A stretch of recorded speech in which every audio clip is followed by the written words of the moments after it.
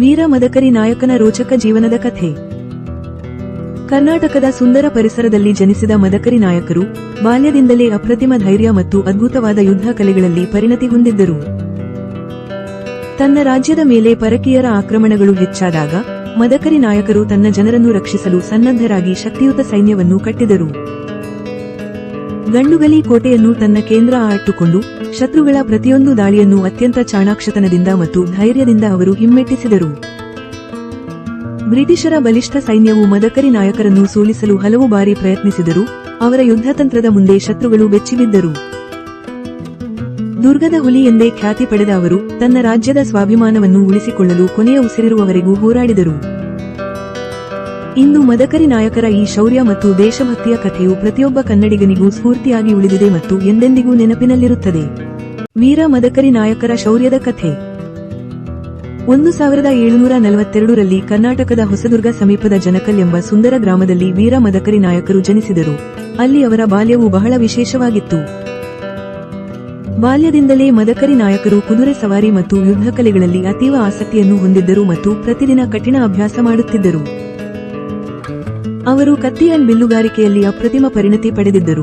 ಅವರ ಗುರಿ ಮತ್ತು ಏಕಾಗ್ರತೆ ಎಲ್ಲರನ್ನೂ ಬೆರಗುಗೊಳಿಸುವಂತಿತ್ತು. 1754ರಲ್ಲಿ ಚಿತ್ರದುರ್ಗದ ಅರಸನಾದ ಕಸ್ತೂರಿ ರಂಗಪ್ಪ ನಾಯಕರ ನಿಧನದ ನಂತರ ರಾಜ್ಯದಲ್ಲಿ ಒಂದು ದೊಡ್ಡ ಶೂನ್ಯ ಉಂಟಾಯಿತು ಮತ್ತು ಪರಿಸ್ಥಿತಿ ಗಂಭೀರವಾಯಿತು. ಕೇವಲ 12 ವರ್ಷದ ಚಿಕ್ಕ ವಯಸ್ಸಿನಲ್ಲೇ ಮದಕರಿ ನಾಯಕರು ಚಿತ್ರದುರ್ಗದ ಸಿಂಹಾಸನವನ್ನು ಅಲಂಕರಿಸಿ ರಾಜ್ಯದ ಜವಾಬ್ದಾರಿಯನ್ನು ತಮ್ಮ ಹೆಗಲ ಮೇಲೆ ಹೊತ್ತುಕೊಂಡರು. ಆರಂಭದಲ್ಲಿ ಅವರ ವಯಸ್ಸು ಚಿಕ್ಕದಾಗಿದ್ದರೂ ಅವರ ಧೈರ್ಯ ಮತ್ತು ಆಡಳಿತ ಸಾಮರ್ಥ್ಯವು ಶೀಘ್ರದಲ್ಲೇ ಇಡೀ ರಾಜ್ಯದ ಜನರ ಗಮನವನ್ನು ಸೆಳೆಯಿತು. ಚಿತ್ರದುರ್ಗದ ಸುವರ್ಣಯುಗ ಮತ್ತು ಮದಕರಿ ನಾಯಕರು. ಮದಕರಿ ನಾಯಕರು ತಮ್ಮ ರಾಜ್ಯದ ರೈತರ ಏಳಿಗೆಗಾಗಿ ಹೊಸ ನೀರಾವರಿ ಯೋಜನೆಗಳನ್ನು ಜಾರಿಗೆ ತಂದರು ಮತ್ತು ಕೃಷಿ ಅಭಿವೃದ್ಧಿಗೆ ಹೆಚ್ಚಿನ ಒತ್ತು ನೀಡಿದರು. ರಾಜ್ಯದಾದ್ಯಂತ ಭವ್ಯವಾದ ದೇವಾಲಯಗಳನ್ನು ನಿರ್ಮಿಸಿ ಕಲೆ ಮತ್ತು ಸಂಸ್ಕೃತಿಯನ್ನು ಪೋಷಿಸುವ ಮೂಲಕ ಚಿತ್ರದುರ್ಗವನ್ನು ಒಂದು ಸಾಂಸ್ಕೃತಿಕ ಕೇಂದ್ರವನ್ನಾಗಿ ಮಾಡಿದರು. ಶತ್ರುಗಳ ಆಕ್ರಮಣವನ್ನು ತಡೆಯಲು ಚಿತ್ರದುರ್ಗದ ಕೋಟೆಯನ್ನು ಅತ್ಯಂತ ಬಲಿಷ್ಠವಾಗಿ ಪುನರ್ನಿರ್ಮಿಸಿ ರಕ್ಷಣಾ ವ್ಯವಸ್ಥೆಯನ್ನು ಅತ್ಯಾಧುನಿಕಗೊಳಿಸಿದರು. ಕೋಟೆಯ ಕಾವಲು ಪಡೆಯನ್ನು ವಿಸ್ತರಿಸಿ ಅತ್ಯಾಧುನಿಕ ಆಯುಧಗಳ ಸಂಗ್ರಹವನ್ನು ಮಾಡುವ ಮೂಲಕ ರಾಜ್ಯದ ಸುರಕ್ಷತೆಯನ್ನು ಖಚಿತಪಡಿಸಿಕೊಂಡರು. ಜನರ ಮೇಲೆ ಅತಿಯಾದ ತೆರಿಗೆಯನ್ನು ವಿಧಿಸದೆ ಪ್ರತಿಯೊಬ್ಬರಿಗೂ ನ್ಯಾಯ ಸಿಗುವಂತೆ ಅತ್ಯಂತ ಪಾರದರ್ಶಕ ಮತ್ತು ನ್ಯಾಯಯುತ ಆಡಳಿತವನ್ನು ನಡೆಸಿದರು. ಮದಕರಿ ನಾಯಕರ ದೂರದೃಷ್ಟಿಯ ಆಡಳಿತದಿಂದಾಗಿ ಚಿತ್ರದುರ್ಗವು ಕರ್ನಾಟಕದ ಅತ್ಯಂತ ಪ್ರಮುಖ ಮತ್ತು ಸಮೃದ್ಧ ರಾಜ್ಯಗಳಲ್ಲಿ ಒಂದಾಗಿ ಬೆಳೆಯಿತು. 77 ಪಾಳೆಗಾರರ ಗಂಡ. ಮದಕರಿ ನಾಯಕರ ಶೌರ್ಯ. ಮದಕರಿ ನಾಯಕರು ತಮ್ಮ ಅದ್ಭುತ ಯುದ್ಧ ಕೌಶಲ ಮತ್ತು ಧೈರ್ಯದಿಂದ ಅನೇಕ ಕಠಿಣ ಯುದ್ಧಗಳನ್ನು ಜಯಿಸಿ ರಾಜ್ಯದಾದ್ಯಂತ ತಮ್ಮ ಶೌರ್ಯವನ್ನು ಸಾಬೀತುಪಡಿಸಿದರು. ಕಾಲಕ್ರಮೇಣ ಮರಾಠ ಸಾಮ್ರಾಜ್ಯದೊಂದಿಗೆ ಮದಕರಿ ನಾಯಕರು ಒಂದು ಬಲಿಷ್ಠ ಮೈತ್ರಿಯನ್ನು ಬೆಳೆಸಿಕೊಂಡರು. ಇದು ಯುದ್ಧದ ಹೊಸ ತಿರುವು ನೀಡಿತು. ನಿಡಗಲ್ಲು ಕೋಟೆಯ ಭೀಕರ ಯುದ್ಧದ ಸಮಯದಲ್ಲಿ ಮದಕರಿ ನಾಯಕರು ತಮ್ಮ ಮರಾಠ ಮಿತ್ರರಿಗೆ ನೆರವಾಗಲು ಸೈನ್ಯದೊಂದಿಗೆ ಧಾವಿಸಿದರು. ಕೋಟೆಯ ಗೋಡೆಗಳ ಮೇಲೆ ಭೀಕರ ಹೋರಾಟ ನಡೆಯಿತು. ಮದಕರಿ ನಾಯಕರ ಯುದ್ಧತಂತ್ರವು ಶತ್ರುಗಳನ್ನು ದಿಕ್ಕಾಪಾಲಾಗಿ ಓಡಿಸಿತು. ಅವರ ಅಪ್ರತಿಮ ಸಾಹಸ ಮತ್ತು ನಾಯಕತ್ವವನ್ನು ಕಂಡು ಇತಿಹಾಸವು ಅವರನ್ನು 77 ಪಾಳೆಗಾರರ ಗಂಡ ಎಂಬ ಮಹಾನ್ ಬಿರುದಿನೊಂದಿಗೆ ಗೌರವಿಸಿತು. ಈ ಬಿರುದು ಕೇವಲ ಹೆಸರಲ್ಲ, ಅದು ಮದಕರಿ ನಾಯಕರ ಅಪ್ರತಿಮ ಯುದ್ಧತಂತ್ರ ಮತ್ತು ಅಚಲ ನಾಯಕತ್ವದ ಶಾಶ್ವತ ಪ್ರತೀಕವಾಗಿ ಇಂದಿಗೂ ಉಳಿದಿದೆ. ಚಿತ್ರದುರ್ಗದ ಕೋಟೆಯ ಮಹಾನ್ ಹೋರಾಟ. ಮೈಸೂರು ರಾಜ್ಯವನ್ನು ಬಲಪಡಿಸುತ್ತಿದ್ದ ಹೈದರ ಅಲಿ ತನ್ನ ಸಾಮ್ರಾಜ್ಯವನ್ನು ವಿಸ್ತರಿಸಲು ಚಿತ್ರದುರ್ಗದ ಭವ್ಯ ಕೋಟೆಯ ಮೇಲೆ ಕಣ್ಣಿಟ್ಟನು. ಆರಂಭದಲ್ಲಿ ಮದಕರಿ ನಾಯಕರು ಮತ್ತು ಹೈದರ ಅಲಿ ಪರಸ್ಪರ ರಾಜತಾಂತ್ರಿಕ ಸಂಬಂಧಗಳನ್ನು ಉಳಿಸಿಕೊಂಡು ಶಾಂತಿಯಿಂದ ಇರಲು ಪ್ರಯತ್ನಿಸಿದರು. ಆದರೆ ಕಾಲಕ್ರಮೇಣ ಎರಡೂ ರಾಜ್ಯಗಳ ನಡುವೆ ಅಪನಂಬಿಕೆ ಬೆಳೆದು ಉದ್ವಿಗ್ನತೆ ಮತ್ತು ಸಂಘರ್ಷದ ವಾತಾವರಣವು ತೀವ್ರವಾಗಿ ಹೆಚ್ಚಾಯಿತು. ಹೈದರ ಅಲಿಯು ತನ್ನ ಬೃಹತ್ ಸೈನ್ಯದೊಂದಿಗೆ ಚಿತ್ರದುರ್ಗದ ಕೋಟೆಯನ್ನು ವಶಪಡಿಸಿಕೊಳ್ಳಲು ಹಲವು ಬಾರಿ ಭೀಕರ ದಾಳಿಗಳನ್ನು ನಡೆಸಿದನು.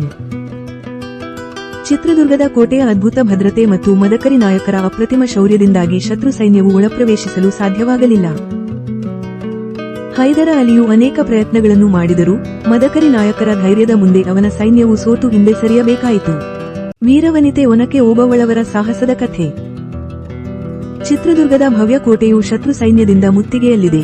ಎಲ್ಲೆಡೆ ಆತಂಕದ ವಾತಾವರಣವಿದ್ದು ಸೈನಿಕರು ಜಾಗರೂಕತೆಯಿಂದ ಕಾವಲು ಕಾಯುತ್ತಿದ್ದರು.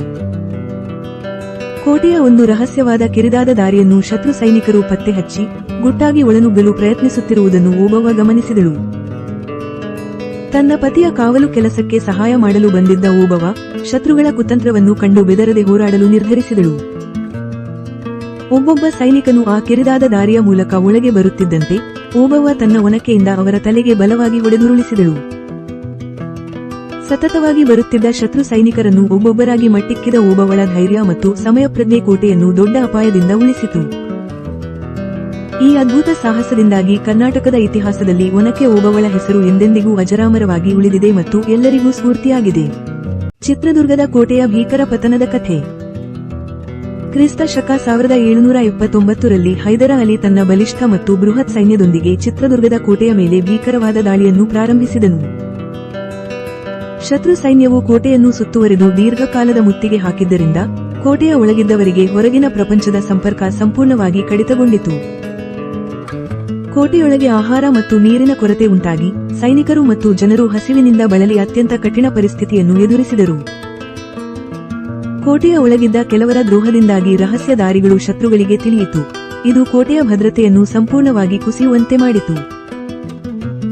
ಅಂತಿಮವಾಗಿ ಚಿತ್ರದುರ್ಗದ ಭವ್ಯ ಕೋಟೆಯು ಹೈದರ ಅಲಿಯ ಸೈನ್ಯದ ವಶವಾಯಿತು ಮತ್ತು ಮದಕರಿ ನಾಯಕರನ್ನು ಬಂಧಿಸಿ ಸೆರೆಮನೆಗೆ ಕರೆದೊಯ್ಯಲಾಯಿತು.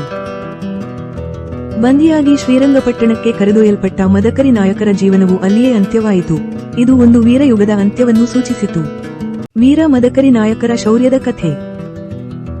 ಚಿತ್ರದುರ್ಗದ ಭವ್ಯವಾದ ಕೋಟೆಯ ಗೋಡೆಗಳು ಇಂದಿಗೂ ಮದಕರಿ ನಾಯಕರ ಅಪ್ರತಿಮ ಶೌರ್ಯ ಮತ್ತು ಅವರ ಯುದ್ಧ ಕೌಶಲದ ಸಾಕ್ಷಿಯಾಗಿ ಗಂಭೀರವಾಗಿ ನಿಂತಿವೆ. ಒನಕೆ ಓಬವ್ವನು ತನ್ನ ಧೈರ್ಯದಿಂದ ಶತ್ರುಗಳನ್ನು ಏಕಾಂಗಿಯಾಗಿ ಎದುರಿಸಿದ ಆ ಕಿಂಡಿ ಇಂದಿಗೂ ನಮಗೆ ಸ್ತ್ರೀ ಶಕ್ತಿಯ ಅಪ್ರತಿಮ ಸಾಹಸವನ್ನು ನೆನಪಿಸುತ್ತಿದೆ. ಮದಕರಿ ನಾಯಕರು ತಮ್ಮ ರಾಜ್ಯದ ಜನರಿಗೆ ನ್ಯಾಯಯುತವಾದ ಆಡಳಿತವನ್ನು ನೀಡುತ್ತಾ ಪ್ರತಿಯೊಬ್ಬರ ಹಿತದೃಷ್ಟಿಯಿಂದ ರಾಜ್ಯವನ್ನು ಅತ್ಯಂತ ದಕ್ಷತೆಯಿಂದ ಆಳಿದರು. ದೇಶಪ್ರೇಮ ಮತ್ತು ಸ್ವಾಭಿಮಾನದ ಉತ್ತುಂಗದಲ್ಲಿದ್ದ ಅವರು ಪರಕೀಯರ ಆಕ್ರಮಣದ ವಿರುದ್ಧ ಕೊನೆಯ ಉಸಿರಿರುವವರೆಗೂ ಹೋರಾಡುವ ದೃಢ ಸಂಕಲ್ಪವನ್ನು ಹೊಂದಿದ್ದರು. ಧೈರ್ಯ ಮತ್ತು ಮನೋಬಲದ ಈ ಪರಂಪರೆಯು ಇಂದಿನ ಯುವ ಪೀಳಿಗೆಗೆ ಜೀವನದ ಕಠಿಣ ಸವಾಲುಗಳನ್ನು ಎದುರಿಸಲು ದೊಡ್ಡ ಪ್ರೇರಣೆಯಾಗಿ ಮತ್ತು ದಾರಿದೀಪವಾಗಿ ಕೆಲಸ ಮಾಡುತ್ತದೆ. ಸ್ವಾಭಿಮಾನ, ನ್ಯಾಯ ಮತ್ತು ದೇಶಪ್ರೇಮದ ಸಂಕೇತವಾದ ಮದಕರಿ ನಾಯಕರ ಇತಿಹಾಸವು ಕರ್ನಾಟಕದ ನೆಲದಲ್ಲಿ ಶಾಶ್ವತವಾಗಿ ಅಮರವಾಗಿದ್ದು ನಮ್ಮೆಲ್ಲರ ಹೆಮ್ಮೆಯಾಗಿದೆ. ವೀರ ಮದಕರಿ ನಾಯಕರ ಶೌರ್ಯದ ಗಾಥೆ. ಕರ್ನಾಟಕದ ಮಣ್ಣಿನಲ್ಲಿ ಜನಿಸಿದ ವೀರ ಮದಕರಿ ನಾಯಕರು ಕೇವಲ ಒಬ್ಬ ರಾಜನಾಗಿರಲಿಲ್ಲ, ಅವರು ಅನ್ಯಾಯದ ವಿರುದ್ಧ ಹೋರಾಡಿದ ಮಹಾನ್ ಕ್ರಾಂತಿಕಾರಿ ಮತ್ತು ಶೂರ ಸೈನಿಕರಾಗಿದ್ದರು. ಅವರ ಜೀವನದ ಪ್ರತಿ ಕ್ಷಣವೂ ಶೌರ್ಯ ಮತ್ತು ಧೈರ್ಯದಿಂದ ಕೂಡಿತ್ತು. ಶತ್ರುಗಳ ಎದೆಯಲ್ಲಿ ನಡುಕ ಹುಟ್ಟಿಸಿದ ಅವರ ಯುದ್ಧ ಕಲೆ ಇಂದಿಗೂ ಸ್ಮರಣೀಯವಾಗಿದೆ. ಅವರ ನಾಯಕತ್ವವು ಸಾವಿರಾರು ಜನರನ್ನು ಒಗ್ಗೂಡಿಸಿ ನಾಡಿನ ಗೌರವ ಮತ್ತು ಸ್ವಾತಂತ್ರ್ಯವನ್ನು ಉಳಿಸಲು ಪ್ರೇರೇಪಿಸಿತು. ಇದು ಇತಿಹಾಸದ ಪುಟಗಳಲ್ಲಿ ಅಚ್ಚಳಿಯದಂತೆ ಉಳಿದಿದೆ.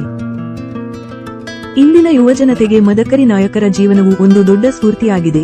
ಶಿಸ್ತು, ದೇಶಪ್ರೇಮ ಮತ್ತು ಧೈರ್ಯದ ಪಾಠವನ್ನು ಅವರ ಜೀವನ ನಮಗೆ ಕಲಿಸುತ್ತದೆ. ಕರ್ನಾಟಕದ ಇಂತಹ ಮಹಾನ್ ವೀರರ ಇತಿಹಾಸವನ್ನು ತಿಳಿಯಲು ಮತ್ತು ನಮ್ಮ ಸಂಸ್ಕೃತಿಯನ್ನು ಉಳಿಸಲು ನಮ್ಮ ಚಾನೆಲ್ಗೆ ಸಬ್ಸ್ಕ್ರೈಬ್ ಮಾಡಿ ಮತ್ತು ಬೆಂಬಲಿಸಿ. ಈ ವೀರಗಾಥೆಯನ್ನು ನಿಮ್ಮ ಸ್ನೇಹಿತರೊಂದಿಗೆ ಹಂಚಿಕೊಳ್ಳಿ. ಜೈ ಕರ್ನಾಟಕ, ಜೈ ವೀರ ಮದಕರಿ ನಾಯಕ. ನಮ್ಮ ನಾಡಿನ ವೀರರಿಗೆ ಗೌರವ ಸಲ್ಲಿಸೋಣ.